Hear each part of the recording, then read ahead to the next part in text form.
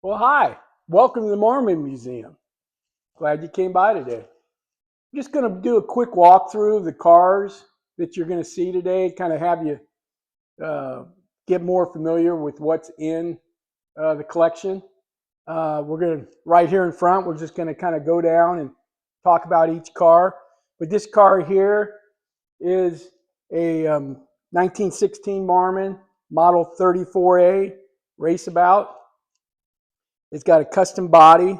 It competed in two coast-to-coast Great American races. It was originally owned by the inventor of the O-ring, Neil Christensen.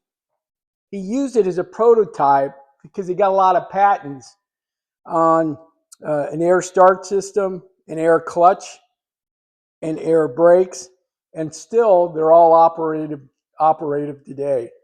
We used all of those devices, all of those options on the Great Race. The car was on display. The chassis with all of those updates was on display for over 30 years at the Franklin Institute. As you can see, the paint job is stellar. There's the engine.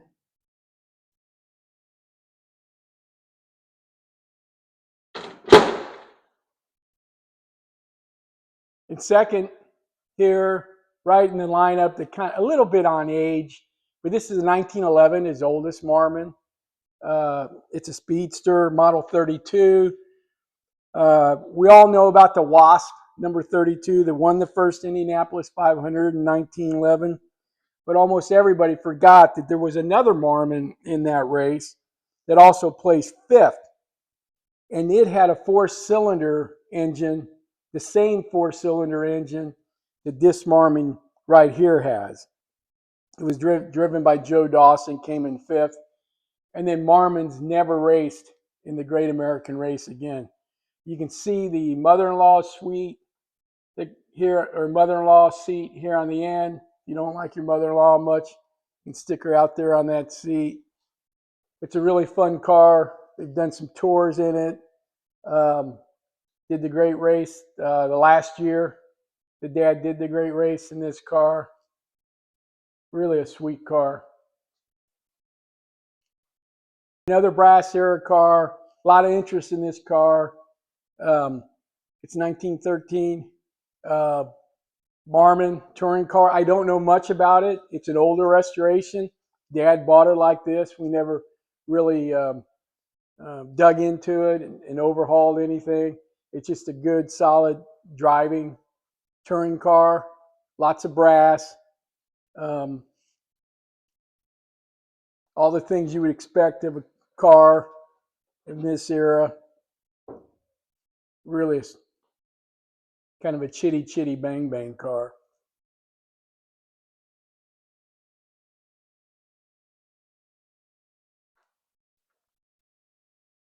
Next is a 1917 Model 34A Speedster. It's got a custom body. It competed in two Great American races. It has four-wheel hydraulic brakes and an overdrive because we were allowed to update it for the Great Race. And it won second place in the Great American Race, I believe in 94.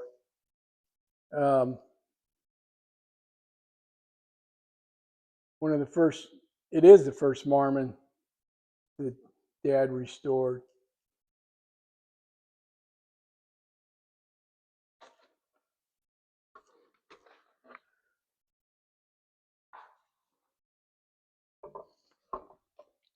Next, we got a Marmon Model D74, 1925.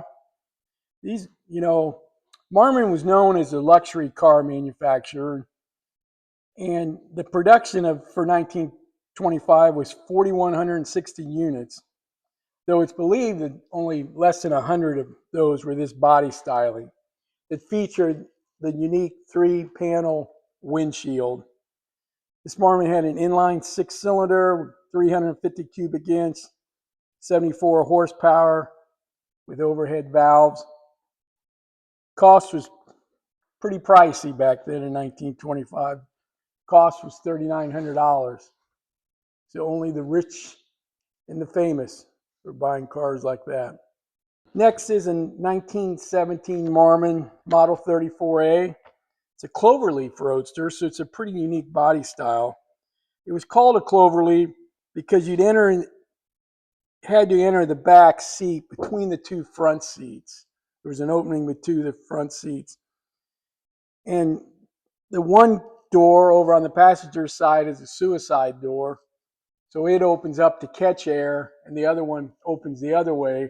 So it was a kind of unique front ventilation system to try to cool off the car or the passengers. But it's unrestored. It looks like it probably had one paint over, but it's just kind of an all original, nice Marmon. This is a Roosevelt coupe. Bought it just like this, haven't done much to it. I know it runs. I know we've driven it. Just kind of a good example of the Roosevelt, named after President Roosevelt. You kind of see here on the dash Teddy Roosevelt's picture. Kind of unique. That's why a lot of people know the Roosevelt, because of that radiator emblem. It didn't have a Marmon emblem except on the wheels. Just a good original example of a car.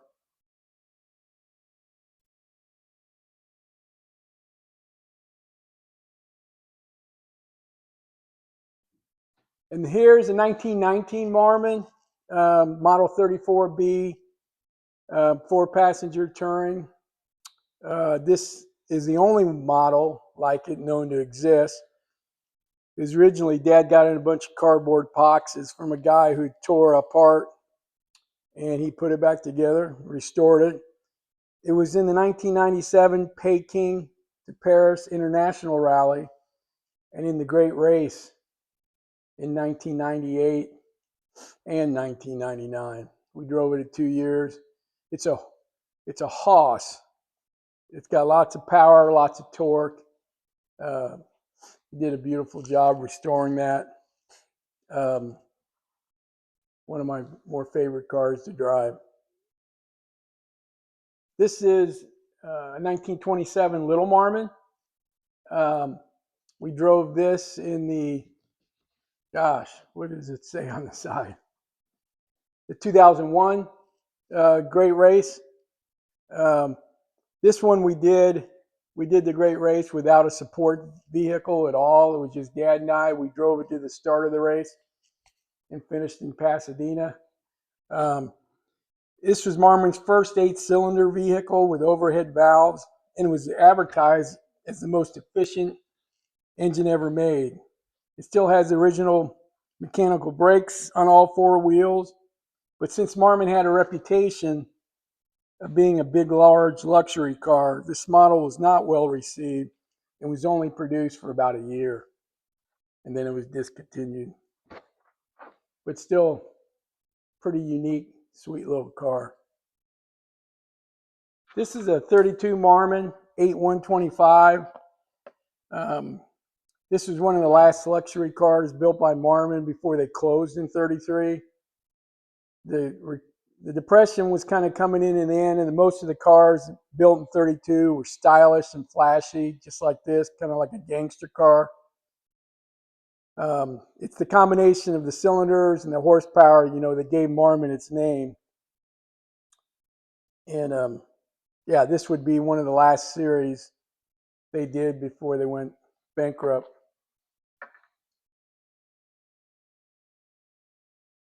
A 1932 Marmon 8125. Okay, here's a couple of 20s touring cars. He bought these from a guy that passed away in the Marmon Club. I don't know much about it. Again, a very solid original car. It's unrestored, but it's would be a nice daily driver. The green car next to it is a 26 Marmon D74 Victoria Coupe, 6-cylinder, 34 horses. It has a sliding 3-speed transmission, dual ignition, front wheel brakes, and a padded dash. The only one of 2 that still exists. That was the last car that Dad did, the green car. And this is the Around the World car. 2000, it competed in the Around the World in 80-day challenge. It went over 3 continents, 17 countries, and covered 20,000 miles. And he did the whole restoration himself, the paint, everything. It also came in 3rd in the London to Peking leg of the race. So I think he was 3rd overall in the race, 3rd in the London to Peking challenge. This car does have some modifications.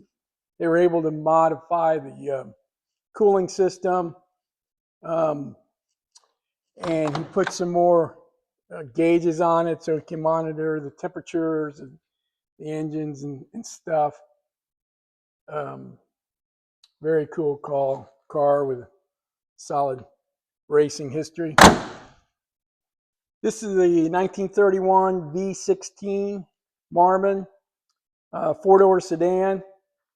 It's one of 50 that featured this body style. It's one of only 3 known still to exist.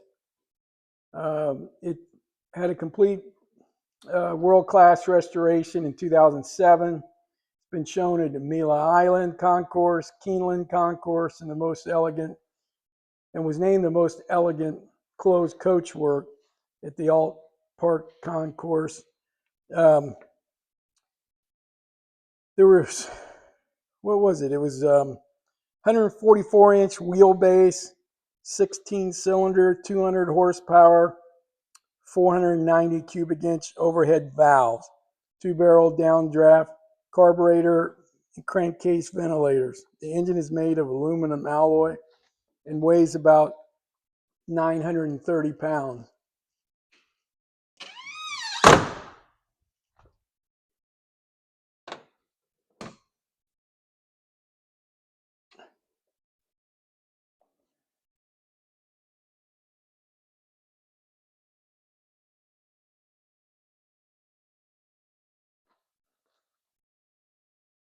Whoever ends up with this collection is going to get a bevy of unrestored Marmons. Here's a couple of them here, ready to go back together. Some of them started in various stages. You can walk around. There's a couple of spare engines over there. The thing I know that was unique about this Marmon was it was a first fake convertible top. It's really a hard top, but it looks like a convertible. That's why Dad got it. He'd never seen one. And then there's another project, Marmon, right here.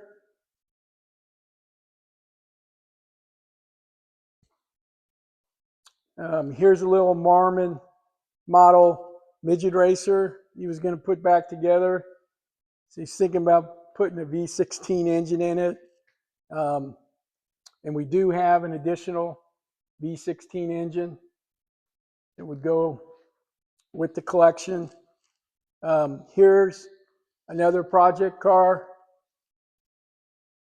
This is actually what it's supposed to look like when it's done. This is a true classic. He's got a lot of the body work. The whole rear coach has been redone. He's got all the woodwork, the bows done. But he's got a lot of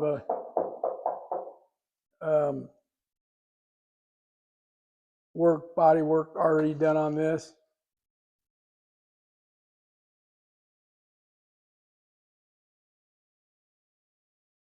And then what else he's got all over the place is his blueprints, original blueprints he acquired over the years. There's the brake drum, Marmon, schematics of a Marmon engine, another Marmon engine. Just really unique stuff, different renderings of body styles.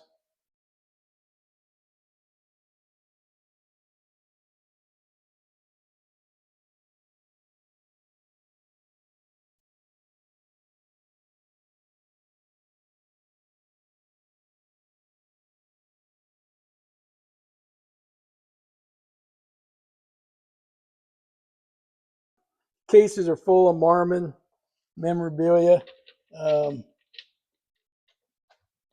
Yes, lots of stuff down there. It's interesting. You know, postcard with Ray Haroon. There's Ray Haroon after he won the Indy. Autograph of his. There's a picture of Ray Haroon at the track. That's actually the other Marmon car driving there. Yeah, that's the guy that came in fifth. Again, more Marmon stuff. Drawings, stuff from the factory.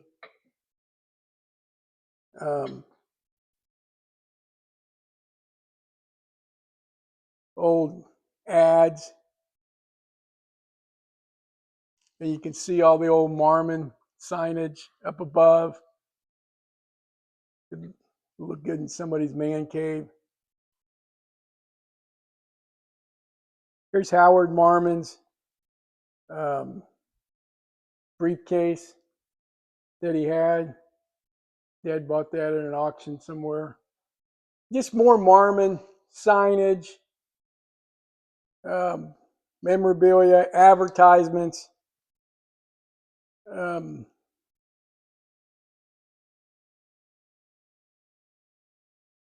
A lot of that's kind of more stuff from his around the world, pictures from around the world.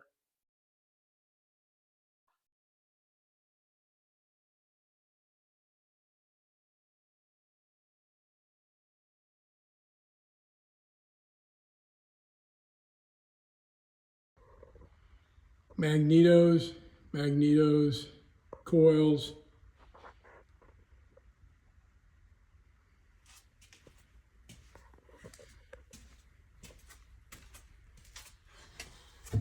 Actually, I think that's out of, it's not a Marmon.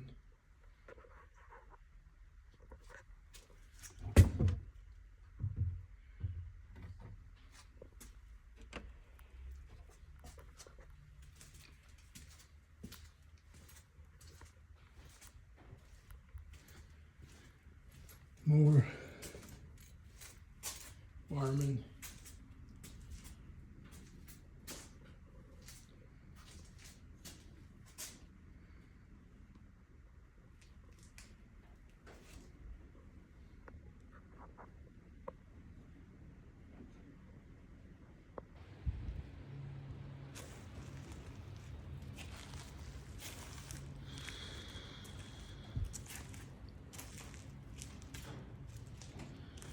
More Marmon.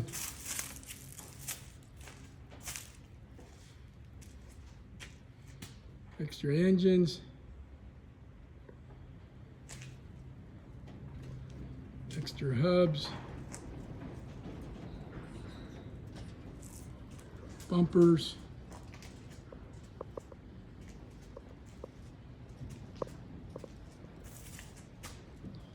Rear ends, axles.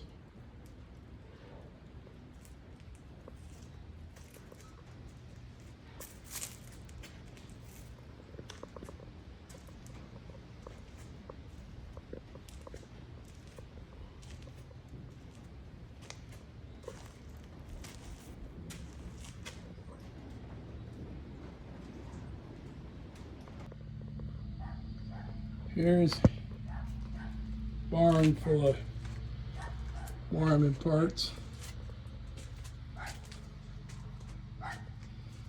Wire wheels would have a lot of value.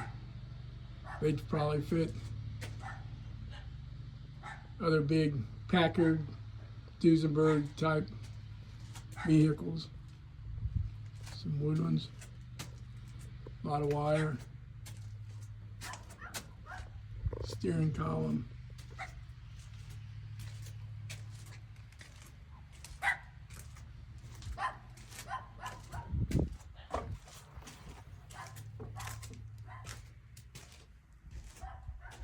Hubs.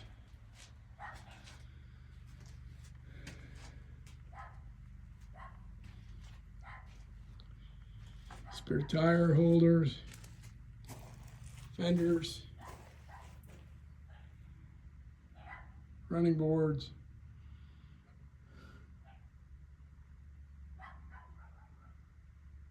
Kind of group things together so they're a little easier to find. There's a dashboard over there. I don't know what that's doing there.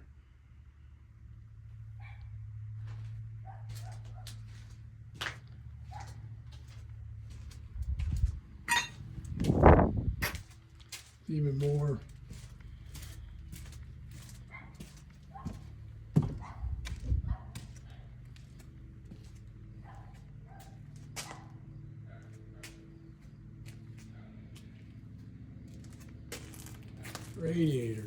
Radiators,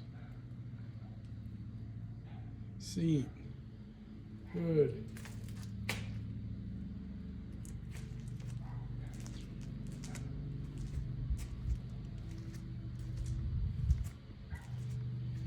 manifolds,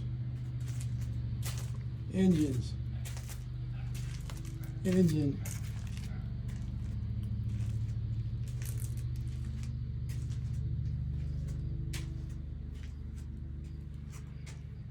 convertibles, fenders, mufflers, fenders, running boards.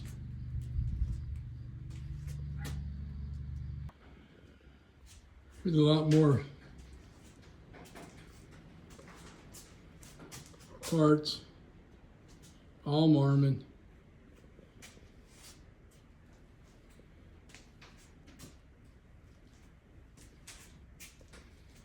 Carburetors, head gaskets,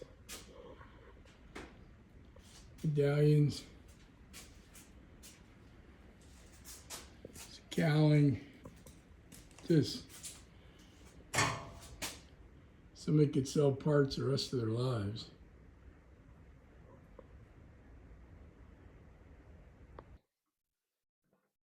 Oh, come on in. And then in here, he just kind of had his Marmon office. Left my Coke there. That's an old NCR cash register. NCR was founded here in Dayton, so Dad thought that was pretty cool. A lot of stuff over here, Marmon medallions, a couple very rare, some car plates. This little miniature engine is pretty unique. It's like a salesman sample. They wouldn't have cars on the lots, so they would send these miniature models of the engines to the dealers so they could show the customers what the engines look like since they didn't have the cars to look at. That's really rare. Again, more old stuff. You know, down here on the floor, we're kind of organizing, you know, there's carburetors, there's all kinds of things.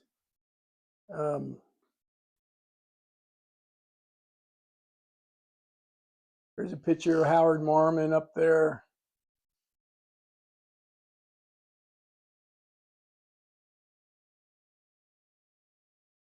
All the literature and stuff that would go with it. So I want to thank you for walking through the Marmon Museum. If you have any other questions or anything you want to see more of, I know I rushed through it kind of quick, but call me with questions.